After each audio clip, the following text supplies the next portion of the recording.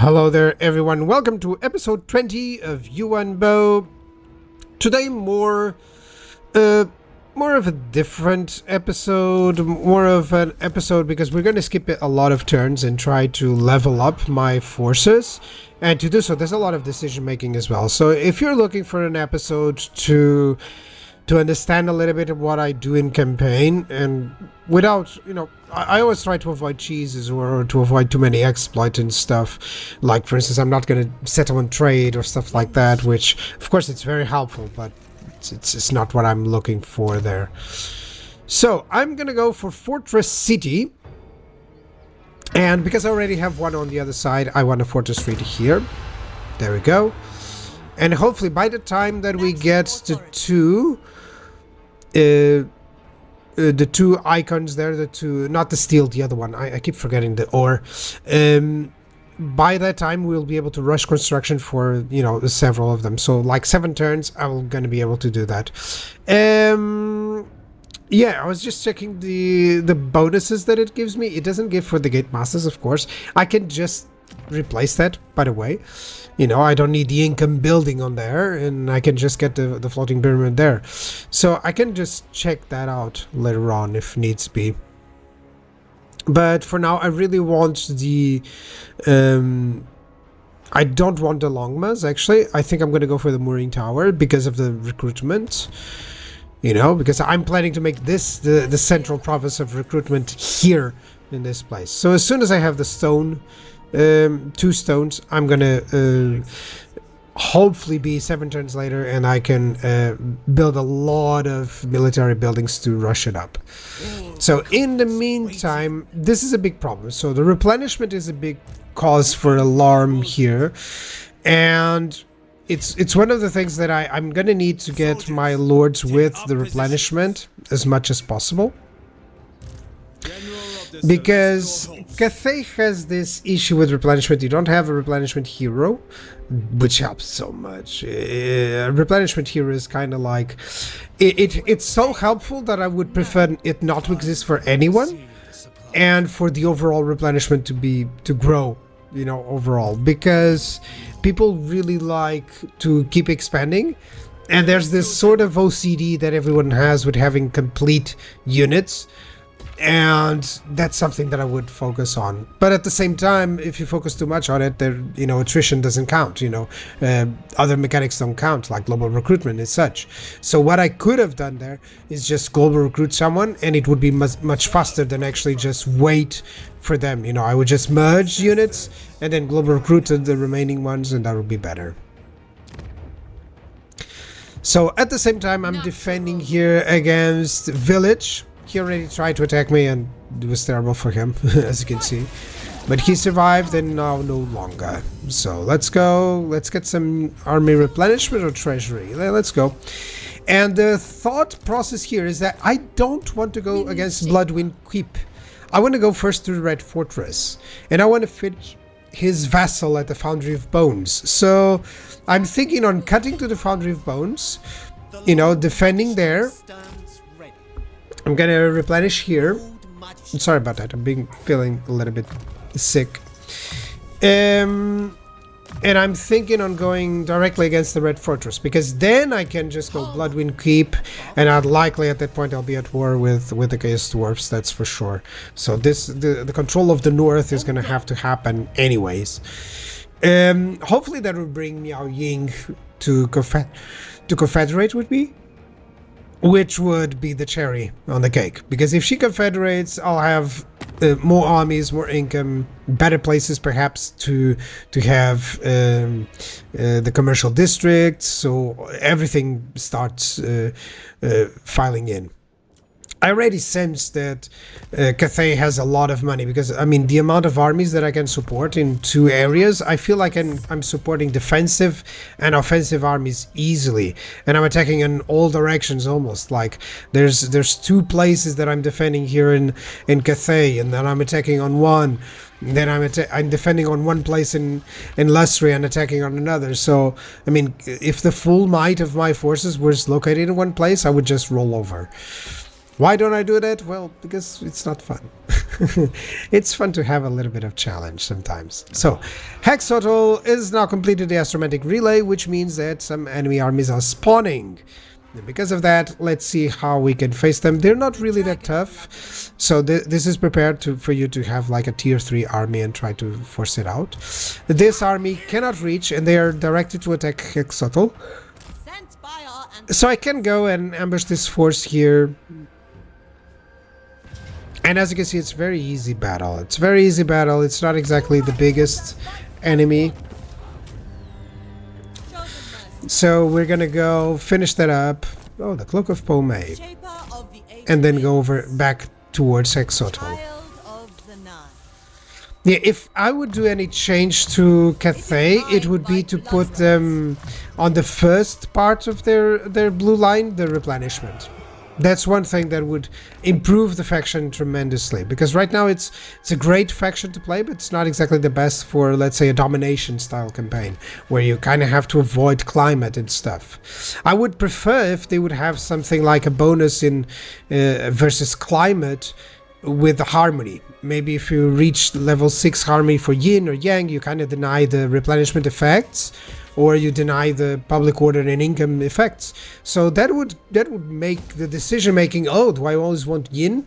Imagine there, you know, if the tier 6 was denies the climate impairments, you know, that would be really good. So CA, if you're listening, please make those changes, okay? All that I'm building here, as you can see, is just reinforcing the buildings. The income and stuff. I'm planning to get like over 15k likely at that point, and this is like a turn each, so I'm just gonna go for Moonwood, I believe. Yeah, that one I won't use because Sky Lanterns, it's one of the few units that I don't recommend too much. They're useful versus armies that don't really have a way of dealing with them, but it's with so much range than flying, nowadays it's different. In the future, I think it's a unit that, for instance, you can use better in certain conditions, like how to say, like in Realms of Chaos. In the Realms of Chaos campaign, it likely is much better because the factions that you're facing, they don't have as much, you know? So maybe that will be a better idea. Who knows? I'll have to try it out and see if I can face it, because the big problem is that you cannot defend them. You don't have, unless you have an army of Longmas and you have an army of Crowmen or anything like that behind, or anyone that can take down flyers really fast, then it's a problem. I should put a collar around Yeah. your neck and Let's get the peace deal. And because I already conquered the place that I needed, and he's becoming a big problem, so I kind of want because of his style of army, I kind of want someone else to deal with it. So they tried to attack here. It was a very easy battle. I should have shown it, by the way. Now that I see it, I should have shown the battle, but it's one of those moments where I'm trying to see if I can just get to the next battle. Okay, and I thought, well, maybe doing a sort of different episode. So Rangji almost has his full army. This is a reinforcing army, as you can see. And I'm trying to go for the Longmas. Hold on, but the Longmas are here. Oh, what am I doing? Yeah, Longmas will be here. This is going to go for tier 5 in like 2 turns. And I'll need the money for it. That's why I'm saving up some money. You can see the income on 13k. It's just, it's very easy to make income when you have this income from all buildings, you know? And especially if you focus that really well. So let's go here. Let's go. More resources. More stuff. Income from all buildings. Yeah, but it should be this one. Ugh. Yeah, let's go for that one. I want the yin yang to be proper.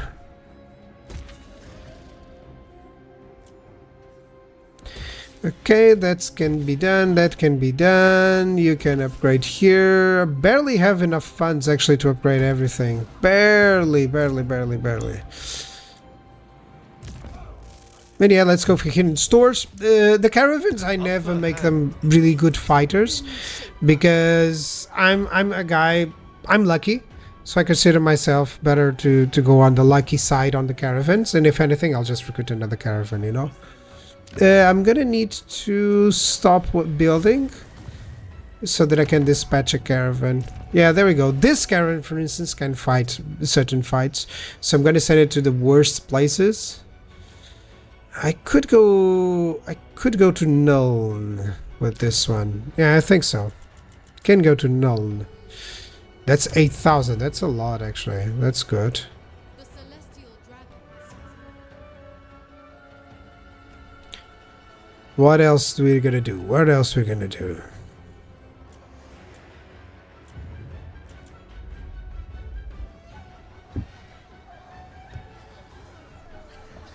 So I'm just checking which provinces are the best for the commercial districts, and for now the jungles are actually proving well. You know, wastelands likely will be. You know, they'll always be a good place to give income anyways, even though it's a 3 settlement province, which is kind of surprising. Usually the 4 settlement provinces are much better. But I don't have a lot of those actually, unless I confederate Miao Ying, which may cause things to change. So it seems like the Lizardman Tehenhuin, which is a great campaign by the way, Tehenhuin, has broken through, and yeah, they're about to conquer the Golden Ziggurat, that's for sure. Completed one caravan. The Questing Knights, it's fine, but the item is not exactly that important. I can finish this guy up. I can just wait for them to attack me. And now I'm going that over here with Yuan Bo, with Ming Fan, because 2 turns, and then I can use the stone to improve all the buildings and certainly get all the tier 5 buildings. Yeah, I feel like that's the theme of this episode, upgrading my armies to the best that they can be. And then you have like templates for peasant armies, for gunpowder armies, for jade armies, and then for celestial dragon god armies. You know, that's the sort of template thought process that I want you to have. Of course, I provide my own templates. It's all on my Google Drive if you want to check those out. But it's really up to you. Whenever you decide, you can make just a few different templates and then adapt to your needs. So let's upgrade here. 2 turns. I still don't need to wait on this place. I destroyed the other faction. I kind of want to bait them out on Foundry of Bones. I should build a garrison there, but I'm never to build a garrison. Let's just construction costs reduction. Let's see what I can get there. Maybe he'll attack me on the Turtle Gate, which I kind of want. Yeah, because these guys, it's the attrition. You gotta be careful. You cannot send units. You know, I've seen people do that. I don't recommend. That's where I'm very, very, I guess, progressing too fast and just, you know, losing out on specific situations because of it. 10k for that upgrade to 4th level. Oof. It's worth it because of the ancient city, but I mean, still, this is what I would like to happen with the yin yang. If to balance to the yang, it would cancel out the replenishment issues. If balanced to the yin, it would cancel out the income issues. Maybe keep the public order, but at least the income. I mean, because then a province can really shine. I don't want to spend this gold actually, and I want to see what I have about to. So if I get more relations with her, you know, more diplomatic relations with her, then likely she'll confederate, and if she confederates, everything changes for the better. Compass direction for the Dragon River, and that's actually great. Because now we have, oh, technology research, that's good. Look at that income, that's awesome. Income from ports, so as soon as I get a lot of ports in Lustria and back as well in Cathay, that'll be great. I'm having to decide where to make the move, the change.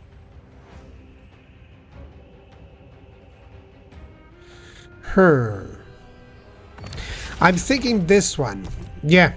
Not the income for now. I'm thinking on the replenishment possibilities. What do we have here? We have widened roads. Yeah, because of the caravans. Yeah. I'm gonna get some more bonuses here for jade units, for some sentinels. Yeah, I'm gonna need to go for that. That's cool. That's cool. Let's get Moonwood then. So I want my peasant armies to feel powerful as well, so yeah. Over here the biggest problem is just the attrition. If it wasn't the attrition, I would be fine. But Chaos territory, always a pain to fight as the Cathay. Yes, you move in within camp, but it's still slow movement. The enemy gets an army, you fight, you lose some units, and suddenly you cannot breach through, you know. That's the big issue. But I'm about to breach through, so I'm fine. I could send an army here, and I'm feeling that I have to send an army there because I saw there is a Warriors of Chaos army here. Yeah. So hopefully he'll stop, but who knows. Okay, let's upgrade this. That's great. That one will take some time. I already have the stone. I could get... I'm predicting I'm gonna get the commercial district possibility exactly at the same time that I need the other. Exactly at the same time that I need to rush buildings. So yeah. Victory conditions is 2 of the 4. Hero capacity, which is excellent. That will mean that all my armies will be able to have the necessary heroes. So that's cool as well. Sorry for the lack of battles, guys. It's a long episode of campaign and me explaining a little bit of the thoughts here. So yeah, I'm pretty sure he's gonna try to attack me. Golden Ziggurat is probably mine for the taking if I'm careful about it. I'll still take it because the next targets are the Lizardmen. I want to take the whole island there, the whole part of Lustria, then betray the Empire and have the whole southern part, then go into the Chaos Wastes, go into the desert, that sort of idea. But for now, it's what we have here. Because as soon as I have that army, there's no more going back, and it's all just conquer, conquer, conquer, and that's way easier. Can we have the army on the selection of the skills, please? That's a quality of life change that I would like to have. Because it just, sometimes I'm here, I'm wondering, I'm leveling up this hero. Where is he? What army is he going for? I need to, with the relationship that heroes are getting with armies, can we get that quality of life change, you know? And it feels like it will be something very easy to do, you know? Okay, dispatch. No, I already got that one. I'm going for Moonwood now, right? Yeah. Okay, it's not updating. It will update next turn. Yeah, that's usually how it works. Okay, so we got it. We have 25k to spend here. You can see that I have 3 stone. And I'm gonna spend it to get... Do I get longbows? No, I get this. I get this as well. And now 5 turns, I'm just gonna go on the breeze. This rush construction is just like... so good. So good, really. Natural authority. And now I can upgrade. There we go. That's 5,000, so no, I need gold to start recruiting now. So Ming Fan... Actually, no, I want scouting. Scouting is so much more important nowadays.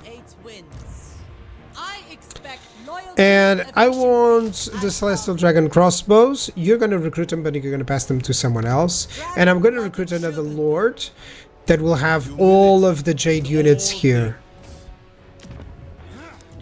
And that's going to be a nice Lord. So what do we want? Do we want leadership and melee attack? I don't think that's important. Bureaucrat will be nice, especially with the costs here. You know, I could just hire him. You can always hire him, cancel the buildings, build them back again. I wish I had hired him before, because that would have saved me so much gold. So listen, learn with the mistake. I would have hired him before, upgrading all the buildings, then build all the buildings, click to upgrade them all, and then I would have way more money than what I have. So yeah, that was sad. That was sad. I might still recruit him because construction cost is just so good. Well, let's not. Let's go for a trained one or a yeah. I can have solid martial artists, or do I want the celestial? I think I want the celestial because he can give some bonuses to armor and stuff like that. So I think so. Few would turn down such weaponry. And you're fine with the army composition, but you are not. So I'm gonna check the army compositions here on my spreadsheet. Basically the type of army compositions that I want to go for. It's just to be aligned with, you know.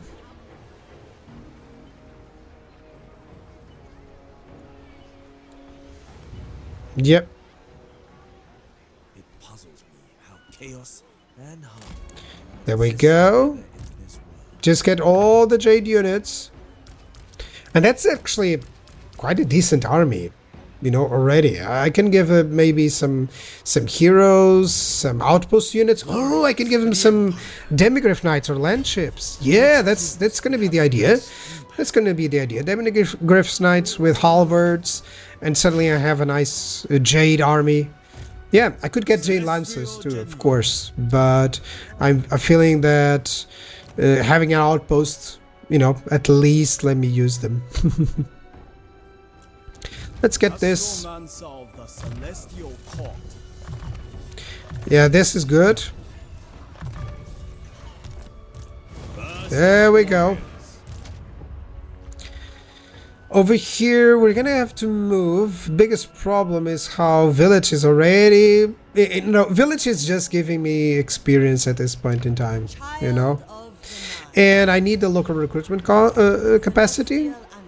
You're gonna get even more there. Yeah, everything seems to be fine. I need the stone to turn to steel, so maybe I'll use the ability. Maybe next turn I'll use the ability. Because I need to use the ability, you know, so that the stone points convert to the steel points, or actually the other way around. The steel points convert to the stone points. Yeah, this seems fine. I can defend against that. Instrument of the divine. You can go over here, rank G. I will not And you can go over here. 6 turns, so it's going to take a while there. And there's some buildings to upgrade. Mount Lee, okay, that's cool. That's good. This is good. Good. Diplomacy. Do I have Confederation options? Not yet. I have other options, but I don't want those alliances because I'm going to betray those guys. I really don't want to risk the reliability hits, you know? And yeah, that's it for this episode. Thank you very much for watching. Okay, I am with the Great Bastion. Dragon River doesn't seem like it's important right now. So yeah, thank you and have a wonderful day. Bye-bye.